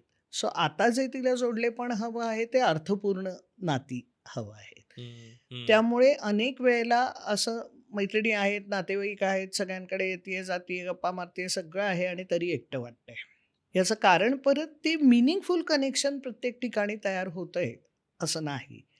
असं जे विरोधाभासासकट बायका जगत असतात. आणि त्यातली काही सोशल प्रेशर्ससुद्धा असतात. म्हणजे काही प्रश्न, काही भावना, काही अनुभव जे नकारात्मक असतात, ते पुन्हा सोशली शेअर नाही करता येत. म्हणजे हं. जसं की? क्लिनिकमध्ये येणाऱ्या अनेक बायका की मित्र-मैत्रिणी खूप आहेत, आम्ही एकत्र जातो, भेटतो, सगळे येतो, जातो, पण ही गोष्ट कशी बोलणार ना? हं. मग कुठलेही म्हणजे त्यांच्या इंटिमसीला धरूनचे इश्यूज असतील, घरातले काही आर्थिक हे असेल, नवऱ्याचे काही गैरव्यवहार असतील किंवा नवऱ्याचं तिला घरात वागवणं असेल, असे काही जे आहेत, ह्या गोष्टी आजही तिला शेअर करायला अवघड जातं. हं. कारण पुन्हा तेच, की ते सगळं चित्र तिने मेंटेन करायचं असतं आणि आता तर ते प्रेशर सोशल मीडियामुळे तर फारच आहे, हो. की आमची परफेक्ट फॅमिली आहे, आमचं परफेक्ट रिलेशनशिप आहे. ह्या सगळ्याचं प्रेशर तर आता खूप जास्ती आहे. त्यामुळे ह्यातल्या पुन्हा दुःख देणाऱ्या गोष्टी तिला बोलायला कोणी नसतं आणि त्यामुळे परत तो एकटेपणा वाटतोच. हं, हं. तर इथे हा जो भाग आहे ना, इथे सोशल मीडियाचा मुद्दा किंवा ह्या सगळ्या आत्ता बाजाराने क्रिएट केलेल्या सगळ्या कल्पनांचा मुद्दा खूप मोठा होतो. कारण पूर्वी हे शेअर करणं म्हणजे अगदी बायकांची जात्यावरची ओव्या असतील किंवा कुठलीही गाणी असो, ज्याच्यात ती स्त्री तिचं दुःख अगदी सहजपणाने आणि त्या ओव्या बायका म्हणायच्या याचं कारण ते दुःख इतकं सार्वत्रिक होतं. होतं. त्यामुळे असंच असतं आणि असे अनुभव स्त्रीला येतच असतात. ह्याविषयीचं जे एक अ, मानसिकता होती, की त्याच्यात असं मोठं काय आहे? हं. त्याच्यामध्ये लपवण्यासारखं आणि आटापिटा करून आमचं कसं छान चाललंय हे दाखवण्याचं काहीच गरज नाहीये. जे दुःख आहे ते दुःख आहे. मग ते स्त्री म्हणून आहे तर आहे. असं जे आहे ना, तर ते आत्ताच्या घडीला, आत्ताच्या स्त्रीला ते खूप भेडसावतंय, की काही दुःख तिची स्त्री म्हणून आहेतच, पण आटापिटा मात्र आता करायला लागतोय, की माझं कसं छान चाललंय आणि मग तिथे ते एकटेपण मात्र खूप तिला त्रासदायक होतं आहे. हो. आणि ज्या एकटेपणाविषयी मग बोललं फारसं जात नाही. अ, पण मी जे नेहमी सांगते, की as you say more and more personal it becomes more and more universal. हो. तसं अनेक वेळेला मग अगदी छोट्या गटात मी काही सेशन घेत असेन किंवा अर्थातच क्लिनिकमध्ये जेव्हा येतात तेव्हा. आणि मग तेव्हा बोलल्यानंतर छोट्या गटांमध्ये विशेषतः काही गोष्टी बोलल्यानंतर आपोआप बरोबरीच्या अनेक जणींच्या माना हलतात, हं. डोलतात. म्हणजे हा जो मुद्दा आहे, की हे अनुभवांमधलं सारखेपण जे आहे, ते आता व्यक्त करायला आत्ता कुठेही फार जागा नाहीये. कारण ते कसं असलं पाहिजे हेच सगळं दाखवण्याचा सगळेजण प्रयत्न करतायत. त्यामुळे आता हा प्रश्न त्या अर्थाने जास्ती गंभीर अ, होत चालला हं, आहे, हं. मला खरं की तर यालाच जोडून हे विचारायचं आहे, की आता आपण सोशल मीडियाबद्दल बोललो. खरं तर सोशल मीडियामुळे आपण आता हायपर कनेक्टेड आहोत. आपण जे वाटलं ते ज्या कोणासोबतही कोणी समोर नसेल तरी व्यक्त होऊ शकतो. इतकी माध्यमं आहेत आपल्याला. आता काही आपण एका घरात राहण्याची गरज नाही. आपण वेगवेगळ्या देशांमध्ये 2 टोकाला कुठेतरी असलो तरी आपण आपल्याला हवं ते हव्या त्यावेळेस कोणासोबतही कनेक्ट करू शकतो आणि बोलू शकतो. मग अशा काळामध्ये या एकटेपणाचं प्रमाण का वाढतंय आणि तो बायकांना कसा जास्त वेगळा अफेक्ट करतोय? एक म्हणजे हे जरी तू कोणाशीही कनेक्ट करू शकतो. एस्थर पेरेल म्हणून जी हो. रिलेशनशिपविषयी बोलणारी तज्ञ व्यक्ती आहे. तिचं हे म्हणणं आहे, की आत्ताचा एकटेपणा हा हायपर कनेक्टिव्हिटीचा मास्क घेऊन येतो आहे. आणि तेच परत, की माझे Facebookवर एवढे फ्रेंड्स आहे, अमुक असं सगळं तेच ती म्हणते आणि मग मला गावाला जायचं असेल तर माझं पेट कोणाकडे ठेवायचं ह्याच्यासाठी माझ्याकडे जवळ कोणीही नाही. हं. हे फॉरगेट अबाउट की मला औषधं हवी आहेत तर कोण आणून देणार? इथपासनं सगळ्या गोष्टी. हो. त्यामुळे ही जी कनेक्टिव्हिटी आहे ही खरंच किती मीनिंगफुल कनेक्ट आहे आणि किती तो स्प्रे अँड प्रे अशा प्रकारचा कनेक्ट आहे, हे थोडंसं आता तपासून बघायला पाहिजे. दुसरं असं की प्रत्यक्ष आत्ता तू आणि मी जेव्हा समोरासमोर आहोत ना, तेव्हा सगळं आहे ना, म्हणजे पाची माझ्या ज्ञानेंद्रियांना हे मिळतंय, म्हणजे माझ्या डोळ्यांना तू दिसतोयस, तुझे फेशियल एक्सप्रेशन्स दिसतायत, तुझे म्हणजे मला ऐकू येतंय तुझं बोलणं किंवा आपल्या प्रत्येकाचा आत्ता ह्या रूममध्ये असलेला एक बॉडी ओडर आहे. हं. आता स्मेल हा अ, स्मृतीसाठी, मेमरीसाठी एक खूप महत्त्वाचं एलिमेंट आहे. सो असे सगळे जे मुद्दे येतात प्रत्यक्ष कनेक्टमधनं, ज्याच्यातनं मेंदूला वेगवेगळ्या प्रकारचे क्लूज मिळत असतात आणि ज्याच्यातनं माणूस समजणं हा जो हं. भाग आहे ना, हो. अंदाज लावणं. मग तू माझ्याशी बोलताना आय टू आय कॉन्टॅक्ट ठेवतोयस का? का काहीतरी बोलताना वरती बघतोयस? इथपासनं ते छोटे-छोटे क्लूज ज्याचे अभ्यास करणारे ते पिन पॉइंट करतात. पण हं. अदरवाईज सर्वसामान्यपणे जेव्हा हे अनुभव आपल्याला सातत्याने येत राहतात, तेव्हा आपल्या सोशल ब्रेनला हे क्यूज मिळत असतात. हं. आणि त्यातनं माणूस ओळखणं, माणसाबरोबर संवाद साधणं, मग ह्या माणसाला किती अंतरावर ठेवायचंय, किती नाही, असे सगळे जे बारीक अंदाज आपण घेत असतो. अ, कारण कनेक्ट करणं ही तर गरज आहे. म्हणजे टू बिलॉन्ग. माझं कोणीतरी असणं आणि मी कोणाची तरी असणं ही तर माझी गरज आहे, हे तर हो. सुरुवातीपासून आणि स्त्रियांमध्ये ती विशेष आहे. तर हे क्यूज ह्या सगळ्या सोशल मीडियाच्या ह्याच्यामध्ये मिळतच नाही. त्यामुळे ज्याला सोशल ब्रेन म्हणतो, तो खऱ्या अर्थाने ह्या सगळ्या ह्याच्यामध्ये नर्चरच होत नाही. आणि मग हे सगळं जरी असलं ना, तरी पुन्हा मीनिंगफुल कनेक्ट हा नाहीच. हं. कारण हे जसं तू म्हणतोयस, की मला कुठल्याही वेळेला कोणाशीही कनेक्ट होता येईल. पण त्याच वेळेला त्या व्यक्तीला समजा जर ते नको असेल किंवा अनप्लेझंट असेल किंवा आता माझा मूड नाहीये, तर तिला लॉग आउट होण्याचा पण चॉईस आहे. हो. आता ह्या भानगडीत प्रत्यक्ष ह्युमन कनेक्शन्समध्ये फ्रिक्शन असतं ना रे. हं. त्याच्यात वर-खाली होत असतं, काही अपमानास्पद काही हे होतात, कधी हेटाळीच्या स्वरूपात कोणीतरी बोलतं, कधी ऑकवर्ड सिच्युएशन येते. असे जे वेगवेगळ्या प्रकारचे अनुभव प्रत्यक्ष संपर्कात आल्यानंतर जे येत असतात, ते इथे सगळं त्याला बायपासच होतंय. सगळं प्लेझंटच हवंय. आणि कुठेही अनप्लेझंट, अनडिझायरेबल किंवा आत्ता माझा मूड नाहीये, तर मला लॉग ऑफ करता येतंय. हो. पण हेच तू आणि मी कॉफीसाठी भेटल्यानंतर जर तुला काहीतरी महत्त्वाचं बोलायचं आहे आणि खरं तर मला बाकी इतर अवधानं आहेत, तर पण तरीसुद्धा मग मी तिथे असते आणि जर ते नातं असं असेल, तर मी म्हणते, "नाही, थोडा वेळ का होईना, पण आपण ऐकणारा कान दिला पाहिजे." हो. हं. हा जो भाग आहे, मग तिथे माझी अवधानं आहेत का? मला 4 गोष्टी बाजूला ठेवायच्या आहेत का? खरं तर आज मला खूप कंटाळा आला होता, ही सुद्धा मला बाजूला ठेवायचं आहे का? तर हो, हे ठेवता येतं. आणि जेव्हा कनेक्शन म्हणतो तेव्हा ही स्किल्सही लागतात.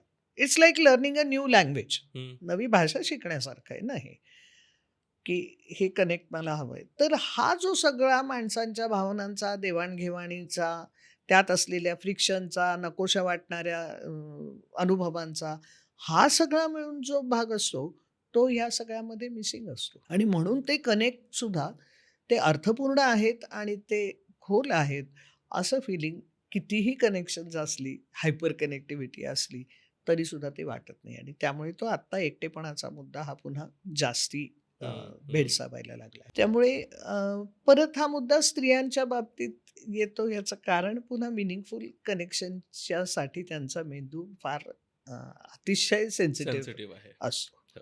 त्यामुळे त्यांना ते जास्ती जाणवतं. हे सगळं करत असताना हे किती पोकळ आहे आणि हा अट्टाहास सगळं छान चाललंय हे दाखवण्याचा चाललाय, ह्याचाही एक ताण हल्ली स्त्रियांवरती अ, खूप येतो. हं. हं. आपण त्या ताणाबद्दलच बोलतोय ना, तर मला यालाच एक्सटेंड करत खरं तर हे विचारायचं आहे, की आपण त्या इंडिपेंडन्सचा थोडा जास्त बाऊ केलाय का? की ज्याच्यामुळे तो एकटेपणा येत आहे? म्हणजे आता जसं तुम्ही तुमच्या बोलता उदाहरणात म्हटलात, की माझ्या घरचं मी 4 दिवस बाहेर चाललोय, तर माझ्या पेटची काळजी घ्यायला कदाचित माझ्याकडे आजूबाजूला माणसं आहेत, की ज्यांना कुणाला मी फोन केला, ज्यांची कुणाची मदत मागितली, तर ते येतील माझ्यासाठी काम करतील.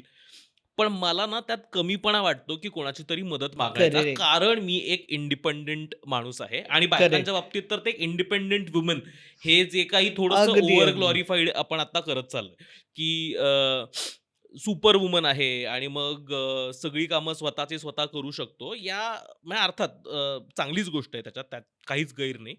पण मदत मागणं यात कमीपणा वाटणं आणि मग त्याच्यामुळे सुद्धा हा त्या म्हणजे इंडिपेंडन्सचा जो थोडा जास्त बाऊ होतोय, त्यामुळे पण तो एकटेपणा आणखीन वाढतोय का? हो, कारण मुळात तू जो इंडिपेंडन्स म्हणतोयस ना, ते इल्युजनच आहे ना. हं. हां, म्हणजे मी कोणाही शिवाय मुलाला सांभाळून नसतील माझे सासू-सासरे किंवा आई-वडिलांना तर शक्य नाही, तेही नाही आले तरी चालणार आहे, मी काळजी घेऊ शकते. पण मग असं म्हणताना मी डे केअरमध्ये ठेवतेच ना त्याला. हं. कुठला इंडिपेंडन्स? माझी डिपेंडन्सी एका सिस्टमवरती आहे. बरं ती सिस्टम कोण चालवतंय? तर दुसरी माणसंच व्यक्तीच हो. चालवतायत. मी काही त्याला कुठे मशीनमध्ये ठेवून नाही ना जात. त्यामुळे हा सुद्धा जो इंडिपेंडन्सचा मुद्दा आहे, तो खरोखरी किती खरा म्हणजे तो खरंच खरा आहे का इतका? कारण आपला इंटरडिपेंडन्स शिवाय आपलं काहीच चालू शकत नाही, खरं सांगायचं तर. हो. फक्त मग ती कोणाची मदत हवी आणि कोणाची मदत नको, इथे हे सगळे मुद्दे जास्ती येतायत. मग तिथे मग मी का ऐकून घेऊ? मी का थोडंसं लेट गो करू? मी का अमुक करू? मला काय गरज आहे ऐकून घेण्याची? असे सगळे जे मुद्दे आहेत, मग तिथे मी बाहेर गेल्यावरती मला ऐकायला लागतंच ना. हं. मग डे केअरमध्ये जर काही उणं-दुणं होत असेल, तर ते मला आणि माझ्या बाळाला ॲडजस्ट करायला लागतंच ना. हो. सो ते चुकत कुठेही नाही. त्यामुळे हा जो तू इंडिपेंडन्स म्हणतोयस ना, हा खरं तर इल्युजनच आहे. म्हणजे हे सत्य नाहीच आहे. हो. फक्त डिपेंडन्सी कोणावर ठेवायची आणि मग त्यातल्या त्यात ती घरातल्यांवर नसेल, तर फारच उत्तम. आणि मग ह्याच्यामध्ये तो सुपर वुमनायटीज जो झालेला असतो ना, हो. त्याच्यात मग मी हे पण करीन, मी हे पण करीन, मी हे पण करीन आणि हे पण करीन आणि असं सगळंच मी कसं उत्तम करतीये.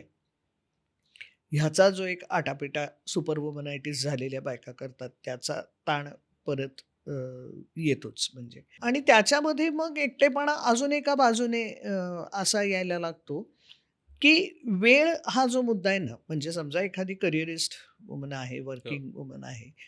तर वेळ हा मुद्दा असा आहे, की तो कशात तरी घातला, तर तो कशातनं तरी काढायला लागतो. आता ती तिच्या इंडिपेंडंट राहण्याच्या सगळ्या ह्या कल्पनेमध्ये ती कशात-कशात तो घालते, त्याच्यातनं नेमकं मित्र-मैत्रिणींबरोबर आपला असलेला कनेक्ट हा ह्यातला वेळ तो काढायला लागतो आणि मग ते खरोखरी ती एकटी पडत जाते. इतर सिस्टमच्या आधाराने मग तिचं ऑफिस, तिचं बाकीचं रुटीन, तिचं मूल, तिच्या घरातल्या इतर जबाबदाऱ्या असं करण्यामध्ये तिचा सगळा वेळ खर्ची पडतो. तर हा जो सगळा भाग आहे, हा खरोखरी एकटेपणा वाढवणारा भाग आहे. हं.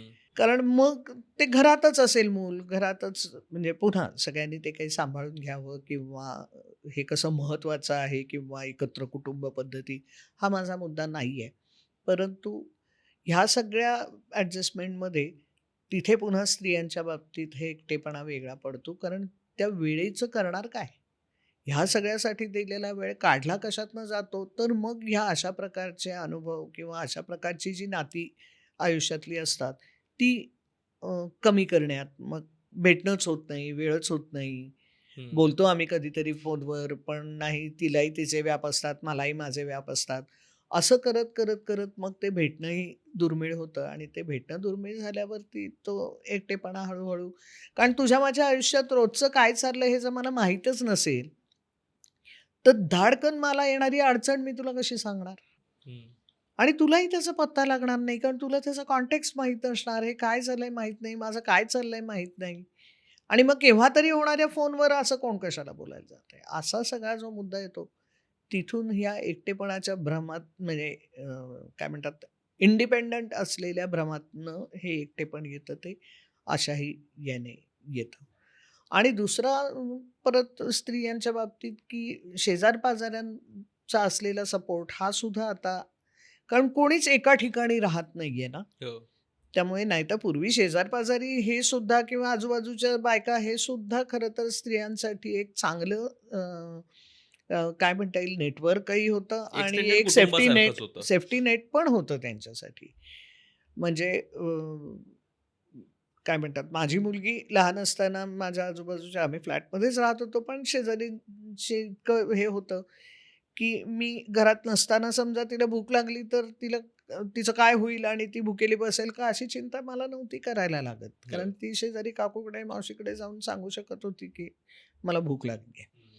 आता असं पण फारसं दिसत नाही, कारण परत एकाच ठिकाणी कुटुंब वर्षानुवर्ष राहिली आहेत. हो. असंही चित्र हल्ली राहत नाही. त्यामुळे त्या अर्थाने स्त्रिया आता खूप वेगवेगळ्या पातळीवर एकट्या अ, पडायला लागल्या हं, आहेत. हं. ते जे सगळं असं विस्कळीत झाल्यासारखं झालंय आणि त्याला दुसरे पर्याय उभे नाही केलेत. म्हणजे ह्याला काही अगदी रक्ताची नाती असलेली कुटुंब हे असं काही रिव्हर्स गिअरमध्ये जाण्याची आपल्याला हो, गरज नाहीये. परंतु आहोत तिथे कुटुंब प्रस्थापित करणं, हो. हा जो भाग आहे ना, हे पर्याय आपण अजूनही स्वीकारले नाहीत. कारण त्याच्यासाठी वेगळी कौशल्य लागतात परत. मगाशी मी जे म्हटलं, की connecting with other people is like learning a new language. आपल्याला इतके वर्ष सवय अशी होती, की बाय डिफॉल्ट लोकं आपल्या आयुष्यात आहेत. हो. ते करावं लागलं त्यामुळे आपल्यासाठी. जोडून घेण्यासाठी करावं लागतं आपल्याला काहीतरी वेगळं. हा मुद्दा आपल्या खिसगंटीत पण खरंच कधी नव्हता. हा प्रकर्षाने जाणवायला लागला तो आत्ताच्या काळात, आणि दुसरं विशेषतः देश सोडून जी परदेशी मुलं-मुली जातात, हो. त्यात पुन्हा मुलींना हा प्रश्न खूप जास्ती अ, भेडसावतो. कारण त्याच्यासाठी वेगळे प्रयत्न करणं, वेगळे प्लॅटफॉर्म असणं, हाही मुद्दा मग त्यांना तिथे येत नाही. त्यामुळे मुली तिथे खूप जास्ती प्रमाणात एकट्या पडतात आणि मुलगे मात्र मग त्या मानाने त्यांना नाहीतरी त्यांची सोशलायझेशनची कारणं पण वेगळीच असतात. हं. एकत्र येणे, मजा करणे, थोड्याफार फुशारक्या मारणे, मी भारी आहे दाखवणे. म्हणजे अ, ही सर्वसाधारणपणे कारणं असतात त्या वयातल्या मुलांची. म्हणजे नंतरही अनेक पुरुषांचं सोशलायझेशनचा तोच एक हे असतो. म्हणजे काय म्हणतात त्याला, demonstrating that I am man enough. हं. हा जो भाग असतो, हा पुरुषांच्या सोशलायझेशनच्या मध्ये खूप मोठा अ, भाग असतो. अ, त्यामुळे पण बायकांच्या सोशलायझेशनची कारणंच निराळी असतात ना. त्या कनेक्ट डेव्हलप करण्यासाठी म्हणून त्या सोशलाइज करत असतात. तर हे जे भाग आहेत ना, हे मग इथे या परदेशी गेलेल्या मुलींना तर विशेषतः खूप जास्ती हं. जाणवतात.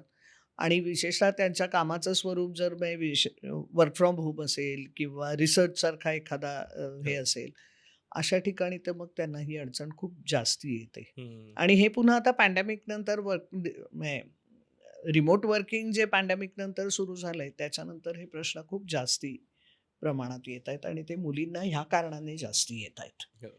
त्यामुळे मग एकट्या आहेत, जेमतेम हाताच्या बोटावर मोजण्या इतके मै मैत्रिणी मित्र आहेत. मग ते कधीतरीच भेटतो, असं सगळाच तो भाग त्याच्यामध्ये आहे. त्यामुळे ही स्किल्स आपल्याला असली पाहिजेत आणि ती लागतात आणि ते जोडण्यासाठी आपण काही विशेष वेगळं करायला लागतं.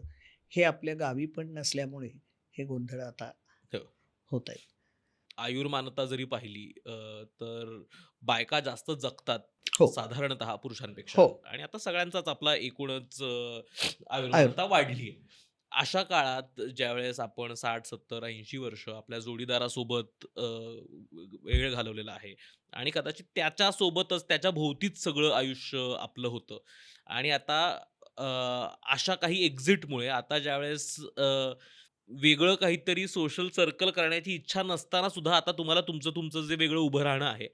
अशा काळात जे कदाचित एकटेपण येत असेल, ते मला वाटतं आणखीनच जास्त ते त्याचं खूप ते जास्ती खूप होतं. जास्त अंगावर येत असेल. अजूनही आपल्याकडे पुढच्या आयुष्यातल्या टप्प्यासाठी आपली काहीतरी मानसिकता किंवा ही तयारी हो. करावी आणि त्याचा विचार करावा, हे अजूनही आपल्याकडे घडत नाहीये. आणि ते पूर्वी जेव्हा अशा पद्धतीने घडत होतं, तेव्हा ते आयुष्याचा भाग म्हणून ते स्वीकारलं जात होतं. म्हणजे त्याच्या पलीकडे काहीतरी माझ्या दिवसामध्ये काहीतरी घडलं पाहिजे मला करण्याचं. कारण एकतर बायकांना तर घरातली कामं इतकी होती, हो. की असं अगदी जोडीदाराची काळजी घेण्यात वेळ गेलाय आणि आता तो जोडीदार नाहीये. तरी सुद्धा तिचं जोपर्यंत ती चालती बोलती हलती आहे तोपर्यंत तिला कामाला काही तुटवडा नव्हताच मुळी, कारण हो. सगळीच कामं हाताने करायला लागत होती. त्यामुळे असं काही काय करायचं आता, आम्ही या दिवसाचं काय करू, दिवस खायला उठतोय, असं काही फारसं होत नव्हतं आणि तो एक आयुष्याचा भाग म्हणून पण खूप स्वीकारलं जात होतं. म्हणजे मला आठवतंय आपल्या सिंगल पेरेंटिंगच्या याच्यामध्ये, की पूर्वी सिंगल पेरेंटिंग हे इतका, कारण आयुर्मान आणि त्यातही मग स्त्रीचं आयुर्मान जास्ती असणं आणि पुरुषांचं कमी असणं, हे इतके ठिकाणी वेगवेगळ्या कारणाने हो. दिसत होतं, की आयांनी एकट्या आयांनी मुलांना वाढवलंय ही उदाहरणं तेव्हा खूप जास्ती हो. दिसून येत होती. पण म्हटलं तसं, की त्याला एक ते आयुष्य असंच असतं. स्त्रीचं आयुष्य सर्वसाधारणपणे असंच असतं. किंवा जे समोर येईल त्याला जाऊ सामोरे, आता काय त्याला करणार, असा जो एक त्यातला भाग होता ना, त्यामुळेही ते निभावता येत होतं. हं.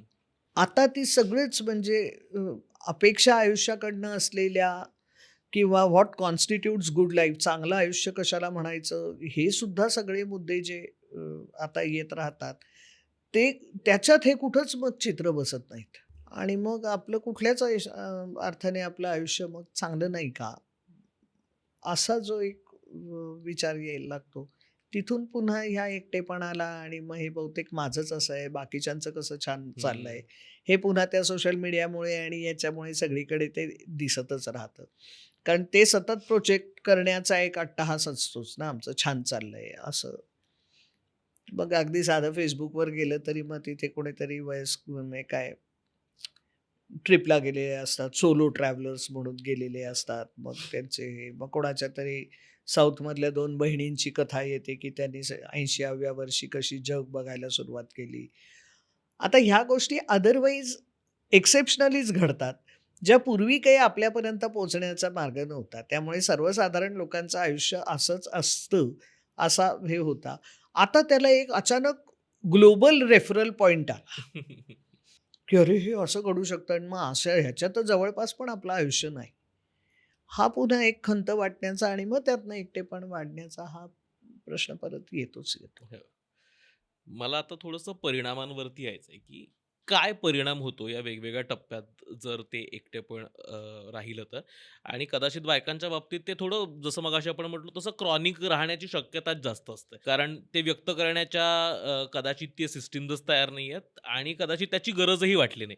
मुळात तो एकटेपणा आहे हे सुद्धा आयडेंटिफाय करता आलं नाहीये बराच काळापर्यंत. अगदी, अगदी. मग या सततच्या एकटेपणामुळे, या लोनलीनेसमुळे काय परिणाम होतो? म्हणजे स्वतःवर सुद्धा काय परिणाम होतो? आपल्या आजूबाजूवर म्हणजे विशेषतः म्हणजे जर कुटुंबावरती कसा परिणाम होतो असं डिस्कस करायला लागलं तर बहुतेक लोकांना जास्त इंटरेस्ट येईल ऐकायला याच्याबद्दल. पण काय नेमका परिणाम होतो एकूणच? ओके. अनेक गोष्टी आहेत हं. म्हणजे एक तर डिप्रेशन आणि अँक्झायटी हा तर एक अगदी शुअर शॉट रेसिपी आहे हो. ही डिप्रेशन आणि अँक्झायटीची. पण ते अनेक वेळेला ना असं औदासिन्य आलं आहे किंवा सतत कशाचं तरी असं दडपण वाटतं आहे. कशातच रस वाटत नाही किंवा इरिटॅबिलिटी आहे. झोप अ, हे झाली आहे म्हणजे डिस्टर्ब झाली आहे हं. झोप. अशा पद्धतीचे परिणाम आणि मग हळू त्याचे शारीरिक परिणाम पण दिसायला लागतात. म्हणजे ताणाचे म्हणून जे काही सगळे, कारण हा क्रॉनिक स्ट्रेसच आहे ना, हा क्रॉनिक एकटेपणा हो. हा क्रॉनिक स्ट्रेस आहे. मग त्या ताणाचे जे काही आरोग्यावर परिणाम होताना दिसतात, ते मग छोट्या-छोट्या कुरबुरी, सांधेच दुखतायत, अमुकच दुखतायत आणि मग ज्याला असं कुरबुरी म्हणतो ना, हो. अशा स्वरूपात ते लगेच मोठा आजार हा अगदी त्याचा हे असेल अशातला भाग नाही. परंतु छोट्या-छोट्या कुरबुरी होत राहणं हे मात्र हमखास दिसतं. अ, किंवा सामाजिक ह्याच्यामध्ये म्हणजे अगदी लग्नकार्य असतील किंवा समारंभ असतील किंवा लोकं आले असतील, तरी असं एक हरवलेपण असतं. म्हणजे काय करायचं, कसं बोलायचं, लोकांशी काय बोलायचं, ते कळेनासंच होतं. म्हणजे ज्याला आपण असे फ्रोझन म्हणतो हं, ना, हं. की कशाचंच काही आता लक्षात येत नाहीये आणि काय करायचं कळत नाहीये आणि आपलं तर म्हणजे every day is an extension of the past असं आपलं ते चाललंय. असा एक भाग येतो. म्हणजे नीरस आयुष्य, की ज्याच्यामध्ये तो स्वीकारही नाहीये, की आयुष्य असंच असतं म्हणून. हो. पण त्या एकटेपणाचे हे सगळे परिणाम दिसायला लागतात किंवा मग त्यावेळेतनं काही एक कडवटपणा आला आहे किंवा सगळ्याच विषयी एक प्रकारचा असं सिनिकल हे म्हणतो ना, "हे ह्याच्यात काही अर्थ नाही, हे काय करतात, ते काय करतात," असं सगळं किंवा घरातल्यांवरही मग त्याच अर्थाने टीका करणं. असा एक जो भाग सुरू होतो. मग त्यातनं घरातले अजूनच दुरावतात. मग अजूनच ते सेल्फ फुलफिलिंग प्रोफेसी होते म्हणजे किंवा अजून एक महत्त्वाचा भाग त्याच्यामध्ये म्हणजे मी नेहमी त्याला म्हणते, की अबंडनमेंटची सायकल तयार होते, की हं. असं ना मागचं आयुष्य बघितलं, की अनेक स्त्रियांना, की आपल्याकडनं घेतलं खूप गेलंय आणि फारसं आपल्याला त्या बदल्यात काही मिळालं नाहीये. संपूर्ण आयुष्यामध्ये म्हणजे अ, आपण खूप त्याग केलाय, आपण खूप हे केलंय, आपण ते खूप केलंय आणि त्या बदल्यात आपल्याला काहीच मिळालं नाहीये. असा एक लेखाजोखा मांडायला सुरुवात होते आणि त्यातनं एक प्रकारचा राग, दुःख, कडवटपणा असं सगळं येतं. मग त्या ते व्यक्त करतात. व्यक्त केल्यानंतर घरातल्यांनी जर की ही मागचं काढत बसते, हं. तेच-तेच सांगत बसते. हं, ते झालं ते झालं, आता त्याचं काय? मग आता सगळं चांगलं आहे ना, मागचं कशाला उगाळून काढते? असे काही जर हे आले, तर ते अजूनच एकटेपणा तो जास्ती वाढायला लागतो किंवा क्वचित प्रसंगी ह्याचं जर फारच मोठ्या प्रमाणात त्याचा स्फोट झाला असेल, तर त्या स्त्रीलाच नंतर त्याच्याविषयी गिल्ट वाटायला लागते, की आपण असं कसं सगळं हे केलं हं. आणि मग ती अजून ओव्हर कॉम्पेन्सेट करायला लागते. म्हणजे अजून आउट ऑफ द वे जाऊन काही-काहीतरी करायला लागते आणि मग पुन्हा त्या चक्रात अडकते, की ते ओव्हर कॉम्पेन्सेट ती करायला लागते आणि मग पुन्हा तेच गणित तयार होतं, की मी देतीये खूप जास्ती, त्या बदल्यात मला मिळत काहीच नाहीये. आणि त्या चक्रामध्ये ती एक टिपिकल अबंडनमेंटची सायकल तिची बापरे! तयार होते. आणि मग ते चालूच राहतं आणि त्याला आपल्याकडे एक अगदी वाक्य, "ती मागचं सगळं काढत बसते. तेच-तेच उगाळते." हे अगदी हमखास घरातल्यांकडनं, नवऱ्याकडनं, सगळ्यांकडनं येणारी ही तक्रार असते. हो. आणि तिच्या डोक्यातनं ते गणित काही जात नाही आणि मग आपण एकूणातच आपलं आयुष्य हा घाटेका सौदा झालाय, असं एक जे फिलिंग येतं त्यातनं परत ते दुरावलेपण, एकटेपण सगळंच खूप यायला लागतं. आणि त्याचं व्यक्त होणं मी म्हटलं तसं, की घरामध्ये मग त्याला म्हटलं ना, ह्या 2 वाक्यात त्याची सगळे अ, काय म्हणतात गुंडाळून टाकलं जातं, हो. की ती मागचं काढते, तेच-तेच बोलते. आता झालं ना, त्यावेळेला त्याच्यावरती चर्चा झाली. मी म्हटलं माझं चुकलं, मी सॉरी म्हटलं, तरी अजून तेच चाललंय. आज ह्या घडलेल्या घटनेचा त्याच्याशी काय संबंध होता, पण तरी तिने तेच काढलं. त्यामुळे मग ते कुठल्याही कारणावरनं ती पुन्हा मागचं सगळं काढते. असे जे सगळे मुद्दे सुरू होतात, ज्याच्यामध्ये मुद्दा असा आहे, की छोट्या कारणावरनं जेव्हा मोठी भांडणं होतात, तेव्हा त्याचा अर्थ त्या छोट्या कारणाच्या मुळाशी मोठं काहीतरी आहे. हं. आणि ते जे तिचं दुखावलेपण आहे, ते जे तिचं तुटलेपण आहे किंवा अन्याय झाल्याची भावना आहे, जे तिला त्यावेळेला करताना वाटत नसतं. पण हे नंतर जेव्हा हा असा विचार यायला लागतो, त्यावेळेला तो विचार आणि ती भावना किमान समजून घेणं, म्हणजे हो. त्याविषयी काही उत्तरं कशी काढायची हा पुढचा भाग. पण निदान मला समजून घेतलं जातंय, एवढं जरी तिला झालं तरी तिचा एकटेपणा कमी होऊ शकतो ना. हं. पण हं. त्याच्याऐवजी झालं ते, आता त्याचं काय करणार? होऊन गेलं ना ते, केव्हाचं झालं, 20 वर्षापूर्वीची गोष्ट आहे ही. असं जर ते ऐकायला यायला लागलं, तर मग आपल्याला समजून देखील घेतलं जात नाहीये. हा मुद्दा तिच्यामध्ये परत यायला लागतो आणि मग त्यातनं तिचे मी मगाशी म्हटलं तरी तशा शारीरिक कुरबुरी तयार होतात. मग अनेक वेळेला त्याची इन्व्हेस्टिगेशन्स केल्यावर सगळे रिपोर्ट नॉर्मल येतात. मग डॉक्टर म्हणतात, की हे सायकॉलॉजिकल आहे. आता सायकॉलॉजिकल आहे म्हटलं, की लगेच घरातल्यांना हुश्य होतं, की आता आपण काही करायचं नाहीये. आता जे काय करायचंय ते तिने करायचंय कारण ते सायकॉलॉजिकल आहे. आणि मग परत ती एकटीच पडते तिथे, की आता हे सगळं मीच केलं, आता ते माझ्या वाट्याला जे आलंय त्याचंही मीच काहीतरी करायचं. मग त्याला वेगवेगळी आता त्याला वेगळी नावं दिली जातात, की हे अटेन्शन सीकिंगसाठी केलं जातंय. हं. तिला कशात डायव्हर्टच स्वतःला करायचं नाहीये. मग ती घरातच बसते, बाकी काही डोक्यातच नसतं. मग ते कसल्या तरी सीरियल बघते, मग त्यातनं हे तिच्या डोक्यात येत राहतं. असं सगळ्याचं ते वाटप केलं जातं. पण त्याच्यामध्ये परत मग तिच्याबरोबर कोणीच नसतं. Everyone sits on the opposite side of the table. आणि मग तिथे ती परत एकटी पडतेच मात्र तिथे. म्हणजे तिला एकटेपणा वाटणं हा भाग वेगळा, परंतु ती कुटुंबात असून सुद्धा पुन्हा एकटी पडते.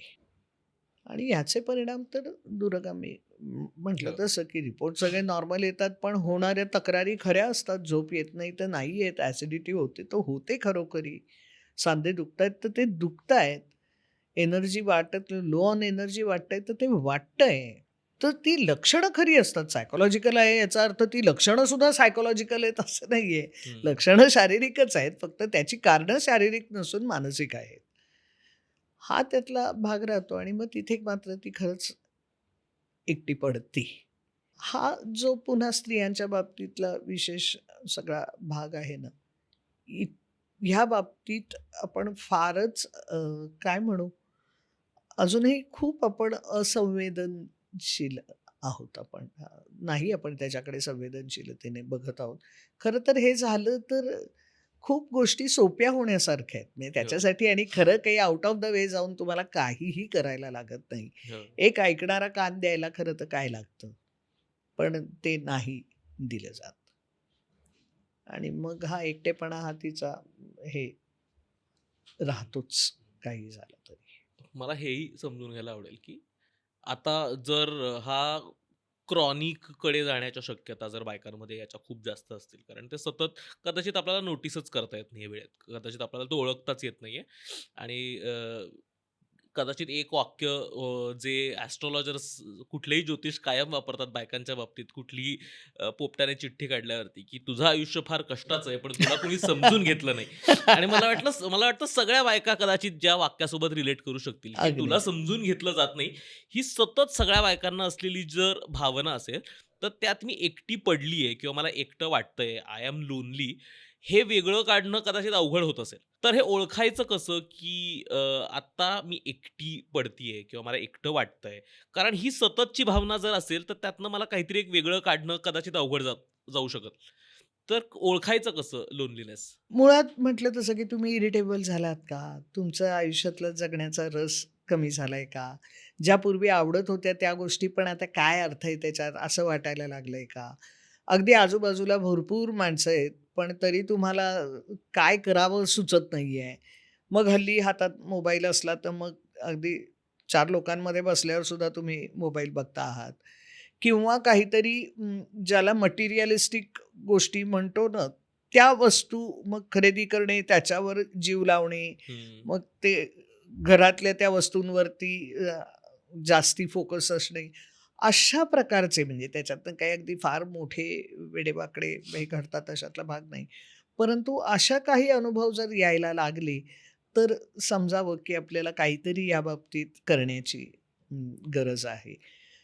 त्यामुळे आता म्हटलं तसं की शारीरिक तक्रारी असतातच. डिप्रेशन, अँक्झायटीचे अनुभव हे पण त्या सगळ्यामध्ये येऊ शकतात किंवा असेही अनुभव यायला लागले, की काय बोलावं हे सुद्धा कळत नाही. किंवा मागचं काहीतरी मी हे बोलले असते तर काय झालं असतं, अमुक झालं असतं तर काय झालं असतं, हे सुद्धा तुम्ही सातत्याने आठवत राहता आहात. दुरुस्त करत राहता आणि हं. किंवा मग त्याची दिवास्वप्न तुम्ही फार बघत राहिला आहात आणि मग किंवा एखाद्या सोशल ह्याच्यात जाऊन आल्यावरती पुन्हा त्याचाच विचार करत राहतात, की मी हे करायला पाहिजे होतं का? ते करायला पाहिजे होतं का? हे म्हणायला पाहिजे होतं का? असं म्हणलं असतं तर काय झालं असतं? So you keep on recalling आणि रिलिव्हिंग दॅट. असे काही जेव्हा तुमचं घडायला लागतं आणि असं सकाळी उठल्यानंतर असं छान ताजंतवानं वाटतंय आणि आता आपल्या दिवसाची सुरुवात करतो आहोत आपण. असं जर ते फिलिंग नसेल म्हणजे मी अनेक वेळेला असं सांगते, की तुम्हाला तुमच्या आयुष्याकडे कसं बघायचं आहे, की तुमचा आज हा कालचं एक्सटेन्शन म्हणून बघायचा आहे का तुमचा आज हा पुढच्या आयुष्यातला पहिला दिवस आहे, असं बघायचं आहे. आणि तसं जर ते बघायला बघू शकतो आपण असं असेल तर त्या बायकांनी धरून चालावं, की बरं चाललंय आपलं. परंतु हे सारखा तो पास्ट रोजच्या रोज माझ्या वर्तमानात घोटाळत असेल आणि त्यातनं ह्या प्रकारचे भावनिक अनुभव सातत्याने येत असतील, तर मात्र ओळखावं की आपल्याला लोनलीनेसने गाठलेलं आहे आणि तो सतत आपल्याबरोबर आहे. मग जो महत्त्वाचा प्रश्न राहतो यात, की अशा वेळेस मग करायचं काय? म्हणजे एकतर तिने त्या काळात काय करायचं? की ज्यावेळेस तिला जाणवतंय, की आता कदाचित मी त्या एकटेपणाच्या आहारी चालली आहे. मला जाणवतंय, की मी एकटी पळत चालली आहे आणि ती फिलिंग काही मला आवडत नाहीये. तर अशा वेळेस काय करायला हवं तिने सुद्धा आणि त्याच्यानंतरचा टप्पा म्हणजे तिच्या आजूबाजूच्या लोकांनी सुद्धा? म्हणजे हा जास्त महत्त्वाचा टप्पा आहे मला वाटतं एकटेपणामधला खरं तर, की जिच्यावरती आपण खरं तर अख्ख्या कुटुंबाची जबाबदारी टाकतोय, की तू घर सांभाळून घे, पण तिची जबाबदारी कोणी घेत नाहीये. नाही, नाही. हां, तर अशा वेळेस मग नेमकं त्यांनी सुद्धा काय करायला पाहिजे? आधी तिने स्वतः यात काय करायला हवं आणि नंतर कुटुंबाने किंवा आजूबाजूच्या लोकांनी काय करायला हवं? की हे जर जोडले पण आधी तुमचं तुमच्याशी असेल, तर हा प्रश्न सुटू शकतो. म्हणजे त्याची उत्तरं तुम्ही बाहेर बघू लागलात, हं, तुम्ही लाईफ बोट शोधता. हं. किंवा कोणीतरी रेस्क्यूअर बघता, कारण तुमचं एकटं असणं हे तुम्हाला अपरिपूर्ण असल्यासारखं वाटतं. ते खूप तुम्हाला वेदनादायी होतं. तर तुम्ही एकटे असण्याची क्षमता तुमची निर्माण होत नाही किंवा ती वृद्धिंगत जोपर्यंत होत नाही, तोपर्यंत तुम्ही माणसं जोडण्यासाठी अजून तयारच झालेला नाही आहात. बापरे! त्यामुळे स्वतःशी जोडून घेणं अ, रुमीचं पण हेच म्हणणं आहे, की तुमचा एकटेपणा हा खरं तर तुमच्या हृदयापासून तुम्ही दूर गेला आहात, लांब गेला आहात, ह्याचं लक्षण आहे. सो तुमचं तुमच्याशी जोडून घ्या आणि आणि म्हणून तो आर्ट ऑफ लव्हिंगमध्ये हे म्हणतो, अ, की पॅराडॉक्स कसा आहे, की if you have the capacity to be alone, then only you will have the capacity to love. Wow! कारण मग तुम्ही तुम्ही परिपूर्ण असता, परिपूर्ण पद्धतीने तुम्ही जगत असता आणि मग तुम्ही अशा एखाद्या व्यक्तीबरोबर स्वतःला जोडून घेता, की जिच्याबरोबर असणं अधिक आनंदाचं आहे. मग हं. ते कुठल्याही म्हणजे प्रत्येक व्यक्ती आपल्या आयुष्यात जे आपल्यावरती प्रेम करते, त्या प्रेमाची पोत वेगळा आहे ना. हो. म्हणजे मैत्रिणीचं असलेलं प्रेम, भावाचं असलेलं, जोडीदाराचं असलेलं, मुलीचं असलेलं, ह्या सगळ्याचा पोत वेगळा आहे. तर ह्यातलं कुठलंही नातं म्हणजे अगदी बायोलॉजिकल नाती तर बाय डिफॉल्ट तुमच्यामध्ये येतात. पण उरलेली कुठलीही जोडलेली किंवा बायोलॉजिकल नातं सुद्धा तुमचं जर अधिक हेल्दी करायचं असेल, तर तुमचं तुमच्याशी असलेलं नातं म्हणजे तुम्हाला आधी एकटं राहता आलं पाहिजे. म्हणजे ती शांतता तुम्हाला दुखावणारी होता कामा नये. हं. त्यामुळे मग स्वतःच्या आत झाकून बघणं, स्वतःचा परिचय स्वतः करून बघणं.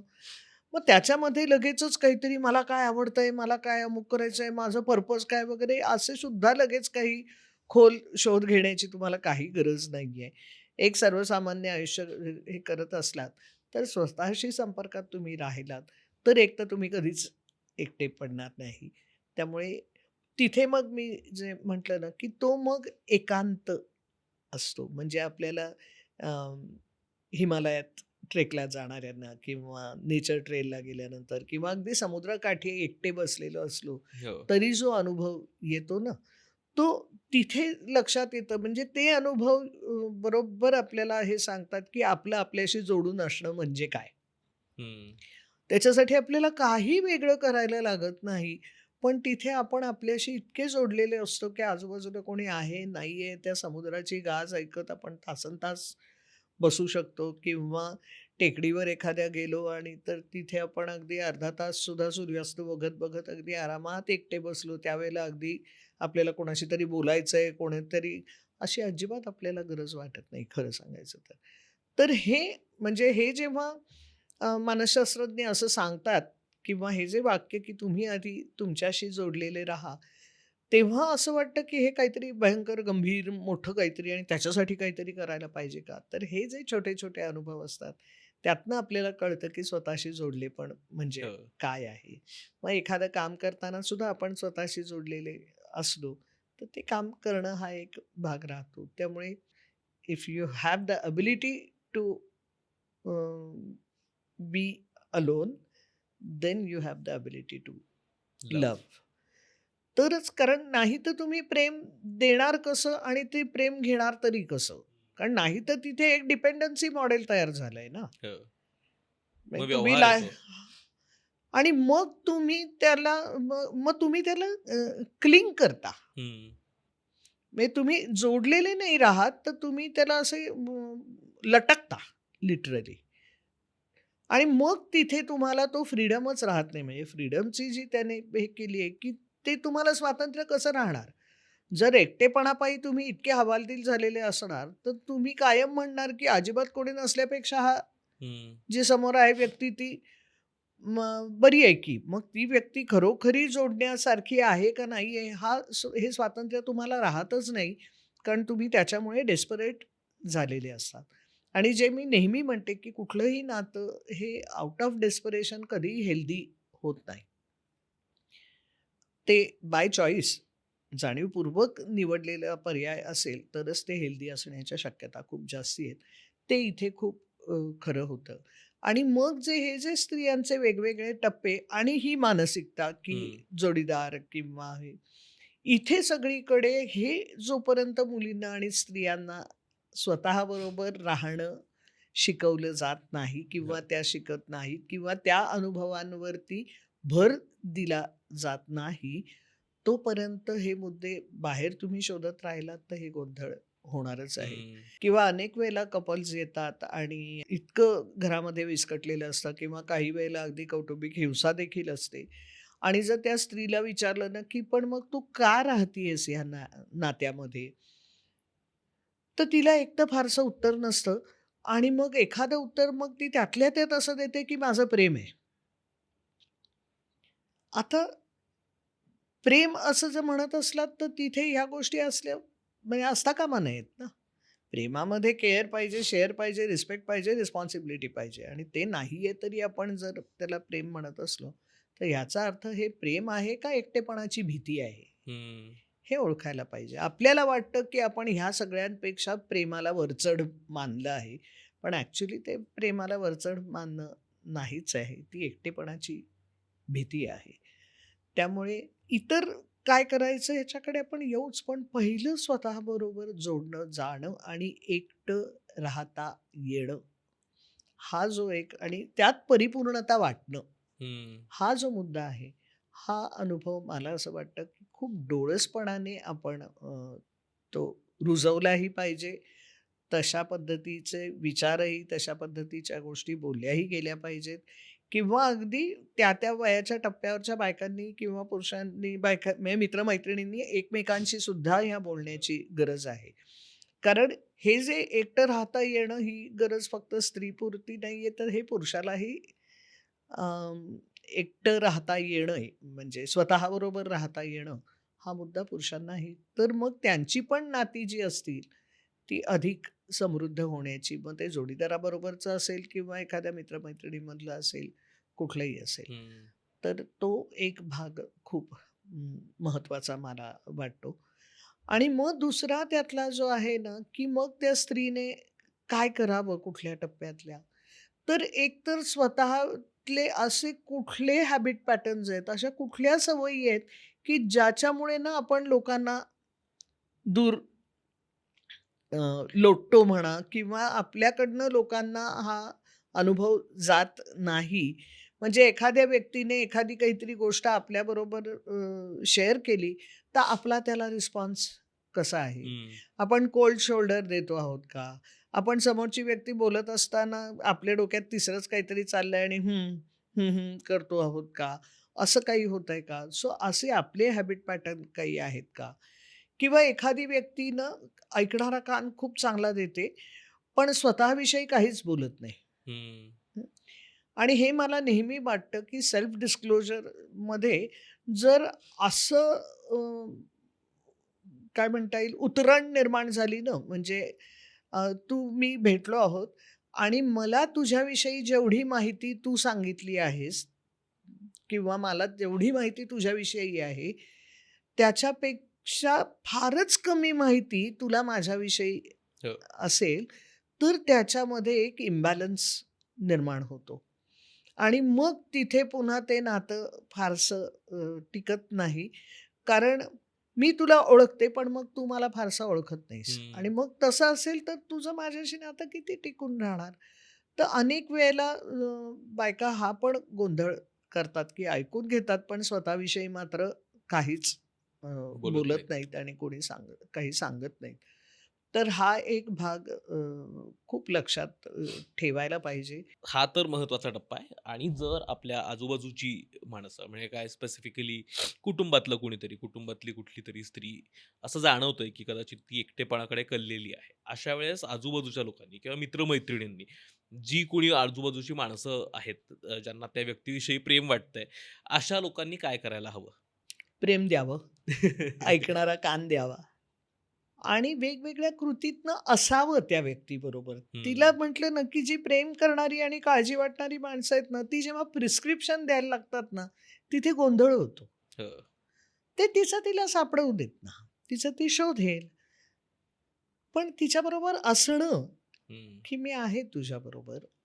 मग म्हटलं तसं, की एम्पथी हा जो त्यातला पुन्हा मुद्दा येतो ना, की आत्ताचे सगळेच प्रश्न हे एम्पथी क्रायसिसचे प्रश्न आहेत, असं माझं तर अगदी स्पष्ट मत आहे. की ती समजा मागचं काही सांगत असेल, काहीतरी त्या वेळेला घडणाऱ्या गोष्टींचे झालेले इम्पॅक्ट ती पुन्हा म्हणत असेल, तर तिच्या नजरेतनं ती गोष्ट तेव्हा बघा ना. हं. कारण जेव्हा घडली तेव्हा तुम्ही तुमची केस बिल्टअप केलीत ना, की मग मी असं झालं. नंतरही चर्चा ज्या वेळेला झाली, त्या वेळेला तुम्ही मग मी काय विचार केला होता, तेव्हा असं कसं होतं, तेव्हा अमुक कसं होतं. म्हणजे जे ऑलरेडी घडून झालंय, ते ज्या विचारातनं घडलंय, तेच विचार पुन्हा-पुन्हा मांडल्याने तो प्रश्न कसा हं. कसा सुटणार तो?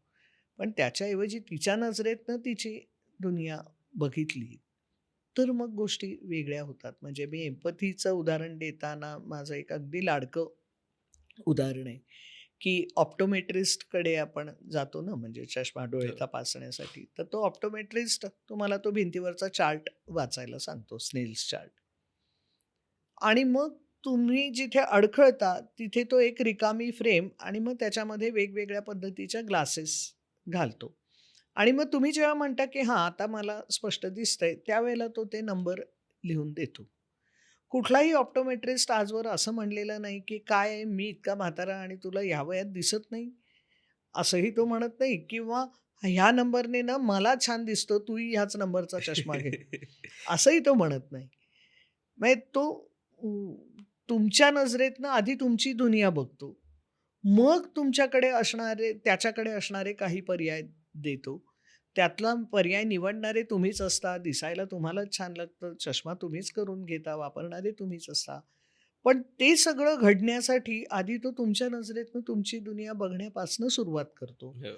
मग काही पर्याय देण्याची शक्यता निर्माण होतात.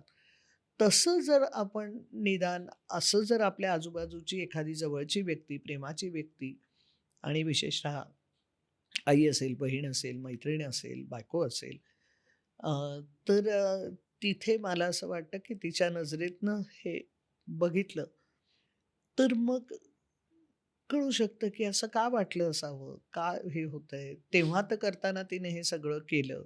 हो, कारण तेव्हाही तिला ते आपलं कर्तव्य आहे, आपली जबाबदारी आहे, असंच वाटत होतं ना, कारण त्या पद्धतीने तिला वाढवलं गेलं आहे. पण आता जर तिला मागे वळून बघितल्यानंतर जे केलं त्याविषयी अशा काही वेगळ्या भावना असतील, तर त्या निदान तिच्या नजरेतनं बघून, की अरे हो, आत्ताच्या टप्प्यावरती वाटूच शकतं असं, की किती आपला फायदा घेतला गेला. आपण जेवढं दिलं त्या मानाने आपल्या पदरात कसं काहीच मिळालं नाही किंवा आपलं अख्खं आयुष्य ॲडजस्ट करण्यातच गेलं. मला कधी न्याय मिळालाच नाही या घरात. असं वाटू शकतं का? तर वाटू शकतं ना. पण ते कसं खरं नाहीये आणि ते कसं चुकीचं आहे आणि तसं जर तुला असं वाटत असेल तरी आता काय त्याला इलाज आहे, ही भूमिका घेण्याचं काहीच कारण नाही. त्यामुळे एम्पथाइज केलं आणि तिला समजून घेतलं जातं आहे, ही भावना जरी आली ना, तरी तिचा एकटेपणा जातो. म्हणजे इंटेंटच नसेल ना, तर मग ती कॅपॅबिलिटी आहे काय, नाही काय फरक पडत नाही. कारण माणसाचे कुठलेही प्रश्न 2च ह्याच्यावरती अडतात. एक इंटेंट आहे का, कॅपॅबिलिटी आहे का? इंटेंट असेल तर 19-20 काहीतरी ना काहीतरी घडत जातं. पण इंटेंटच नसेल तर त्यामुळे निदान जवळच्या माणसांनी हा हेतू जरी ठेवला आणि तरीसुद्धा खूप काही होण्यासारखं आहे. Yes. Thank you so much. म्हणजे बायकांच्या एकटेपणाकडे कसं बघायचं याचा एक ऑप्टोमेट्रिस्ट सारखा तुम्ही चष्मा आज आम्हाला दिलाय. की एकूण त्याकडे काय अर्थाने पाहिलं पाहिजे आणि जेनेरिक ज्या एकटेपणाबद्दल आपण बोलत राहतो सतत, त्यापेक्षा हे वेगळे एकटेपण कसं वेगळं आहे, हे सुद्धा समजायला एक खूपच मदत झाली. म्हणजे मगाशी जसं म्हटलं तसं, की ज्या बायकांवरती आपण त्या पूर्ण घराच्या, कुटुंबाची, सगळ्या वेलबिंगची जबाबदारी टाकतो, पण त्यांच्याकडे बघणं राहून जातं किंवा आपण फार विचारही करत नाही त्याबद्दल. आणि त्यांच्यातलं एकटेपण कसं वेगवेगळ्या टप्प्यावरती कसं अंगावर येत असेल याचा एक साधारण अंदाज आला. खूप खूप आभार तुमचे. तुम्हाला आजचा एपिसोड कसा वाटला नक्की कळवा. महिला दिनासंदर्भातले वेगवेगळे पॉडकास्ट, वेगवेगळे विषय सगळ्याच वेगवेगळ्या माध्यमांवरती येतील. पण नेमक्या ह्या महिलांमधल्या एकटेपणाकडे कसं बघायचं हा एक चष्मा तुम्हाला अमुक-तमुककडनं आणि तुमच्या आजूबाजूच्या पण सगळ्या लोकांना तुम्ही हा द्याल हीच अपेक्षा. धन्यवाद. लोभ असावा.